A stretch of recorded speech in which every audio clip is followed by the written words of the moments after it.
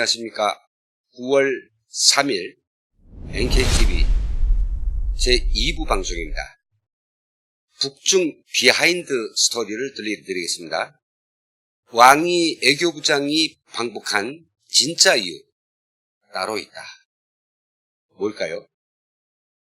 네, 일단 먼저 북한이 왕이 애교부장이 방북 목적으로 평양에 도착한 소식을 신속 보도했는데 그것부터 먼저 보시도록 하겠습니다. 오늘 바로 9월 3일 화요일자 노동신문이고요. 제목은 좌임공화국 국무위원 겸 애교부장이 평양에 도착하였다 라는 제하 아래 애무상 이용호 초청했네요. 국무위원 겸 애교부장 왕이 동지가 2일 평양에 도착하였다. 평양국제 비행장에서 애무성 일꾼들과 주조니까 북한에 주재하는 좌임공화국 특명정권 대사관 성원들이 왕위를 맞이했다라고 신속 보도했습니다. 먼저 사진을 좀 보시죠.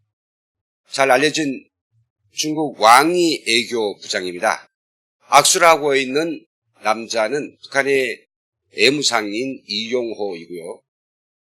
옆에 애무성 일꾼들이라 했으니까 중국 쪽이나 북한 쪽에서 그리 많은 인원들이 동행 같지는 않습니다.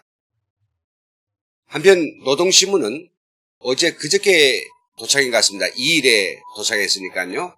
또 다른 기사에서는 북한 정부가 왕위 애교부장을 위해서 한영연회를 마련했다고 또 기사를 올렸네요.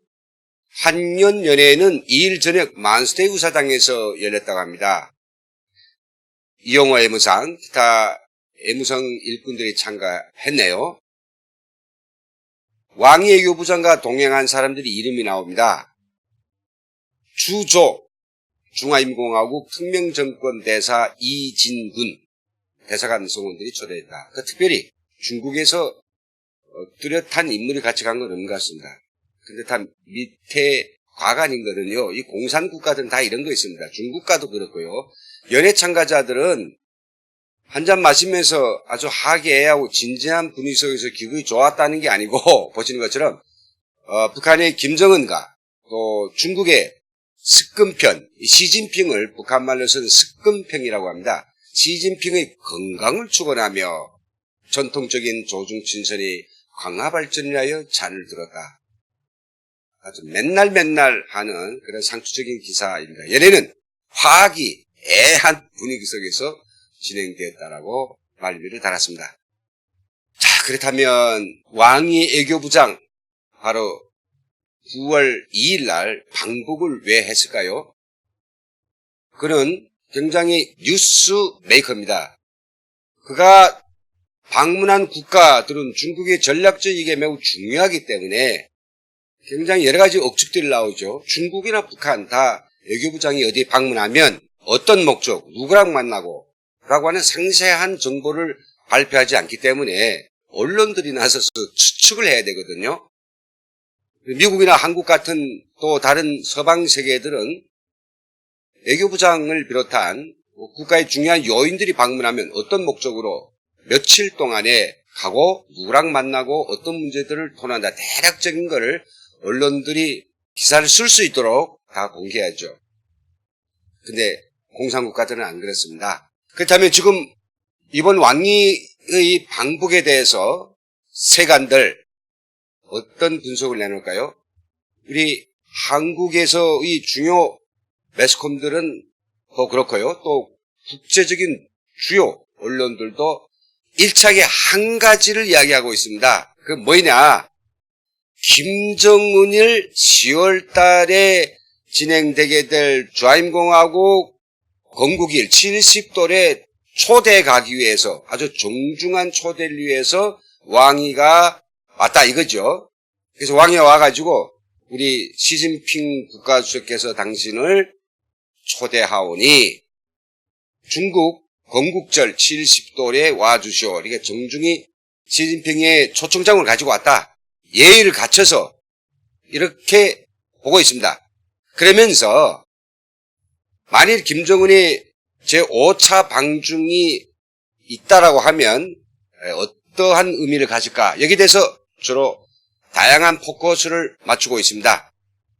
중국은 북한을 이 시점에서 끌어들이는 게 매우 국익에 도움이 된다. 왜? 미국과의 아주 극도의 무역 분쟁을 하는 조건에서 북한을 자기들의 러시아, 중국, 북한 이런 공산연맹에다가 팀에 끌어들이면 오히려 한중일 이건 완전히 물 건너간 상태에서 그걸 더 이제 홀싹하게 만들 수 있다라고 하는 것이고요. 그 다음에 두 번째로는 지금 이 시점에서 북한이 더 미국하고 자기들도 알 수 없는 모종의 밀거래를 할 수 있다라고 생각되고 북한을 더 틀어주기 위해서라고도 이야기하고 다양한 이야기들이 있습니다. 그래서 이제 곧 중국에서부터 김정은을 초청해 가기 위해서 엄청난 양의 경제 지원을 줄 것이다. 그 경제 지원이 양이 얼마나 되느냐? 중국에 가서 김정은이 취할 수 있는 애교적인 스탠스, 거기서 이점 이런 것들이 클 때 김정은은 중국으로 갈 수 있다. 다양한 해석들이 나오고 있습니다. 그럴 수도 있다고 저는 공감하고 있습니다. 왜냐하면 이 시점에서 왕위가 북한에 급히 와야 될 뚜렷한 이유는 일관상으로는 별로 예측되지 않습니다. 자, 그러면 북한이 대북 소식통이 알려온 왕위 외교부장의 방북 진짜 이유는 뭘까요? 따로 있는데 그것이 바로 지난 24일에 북한이 시험 발사한 초대형 방사포 그 사거리가 중국 베이징을 넘어설 수 있는 이런 가능성이 있기 때문에 이 위협에 대처하기 위해서 중국은 600km 이상의 초대형 방사포 개발을 보류할 때 대한 즉 불허한다. 하지 말라. 이런 입장을 밝히기 위해서 급파되었다고 합니다. 그걸 숨기기 위해서 군사 국방부 쪽에서 가면 확 드러나지 않습니까? 그래서 왕위를 보냈다는 것이고요. 왕위와 함께 온 인물들 가운데는 국방부 관리가 있다라고 합니다. 그럼 이게 사실일까요? 제가 구글을 좀 들여다봤습니다. 진짜로 북한이 초대형 방사포가 베이징 갈 수 있느냐? 그래서 여기 북한 영역입니다. 평안북도 이쪽에서 발사했다 합시다. 빵 쏘면요. 여기에 이제 갈 수 있는 이 직선 거리가 얼마 되느냐? 이 직선 사거리가 요거 베이징까지는요. 620km가 됩니다. 620km요. 한편 우리 DMZ 가까이에서 북한이 쏘았을 때, 발사했을 때 여기에 제주도까지는 한 530km가 됩니다. 그러니까 중국으로서는 북한이 600km 이상의 초대형 방사포 개발한다고 하면 여기에 있는 이 베이징 이 전체는 북한이 사거리에 들어갈 것이고 자기들은 언제든지 북한의 직접적인 타격 위협에 놓인다는 하는 것에 대해서 굉장히 불안한 거죠. 여기에 뭐 사드 몇 발이 위험한 게 아니라 여기서 뭐 무수히 쏴대는 북한의 방사포 이거 중국으로서는 예민하지 않을 수밖에 없습니다. 사실 북한과 중국과의 관계 올해 시진핑 주석이 북한을 방문함으로 해서 또 작년에 김정은이 3번 올해 한 번 4번을 방중하면서 조금 관계가 회복됐다라고 하지만은 북한의 그 속내는 누구도 알 수 없습니다. 워낙 북한은 자기들을 가장 서포트해주고 지원해주고 정권 유지에 도움을 줄 수 있는 그런 나라도 중국이고 순간에 마음을 먹으면 정권 교체와 붕괴까지 이끌 수 있는 힘이 중국에게 있다고 하는 것에 대해서 항상 트라우마를 가지고 있거든요. 그러면 중국을 견제하기 위해서 물론 핵무기도 있습니다만은 그 핵무기라고 하는 것은 다 로켓이기 때문에 가까이에서 중국이 얼마든지 요격할 수 있습니다. 근데 방사포가 이게 수백 발 날아간다고 하면 거기다 이제 앞에 탄두에 무엇을 실었는가에 따라서 베이징이 완전히 정말 재가루가 될 수도 있겠죠. 북한이 밤낮 눈만 뜨면 우리 서울을 불바다 만들겠다 했지만 북중 관계가 어찌어찌 돼가지고 굉장히 이제 경색되어 있는 경우에 대결되어 있다라고 하면 과거에 그런 적이 있었거든요. 그래서 여기서부터 초대형 방사포를 쏘아대면 그러면 뭐 완전히 베이징으로서는 엄청난 타격을 먹는 거죠. 이 베이징에 살고 있는 인구가 얼마나 많습니까? 여기에 썬양이나 그리고 길림이나 그리고 하얼빈 보면 중요 동북 삼성 도시들은 다 북한의 사정권에 들어 있습니다. 자, 이제부터 중국은 북한의 이렇게 아주 집약적이며 그리고 밀집적인 전략에 대해서 걱정 안 할 수 없습니다. 그래서 저는 이런 상황을 뭐라 그러냐. 길러준 게 발꿈치를 문다. 예, 이걸 중국은 이제 생각하게 됐습니다. 북한을 앞잡이로 내세워가지고 미국하고 어떤 하나의 가운데 카드로 쓸 때는 그래 너희가 좀 센 걸 보이라 해가지고 차량도 내보내줘가지고 방사포 운송 차량을 다 중국제 아닙니까? 그리고 미사일 기술도 배워주고 방사포 기술도 배워줬는데 배워줬더니 이게 점점 사거리가 길어져가지고 자기들이 수도를 위협하는 그런 수준이 됐으니까 참 중국도 당황하지 않을 수밖에 없습니다.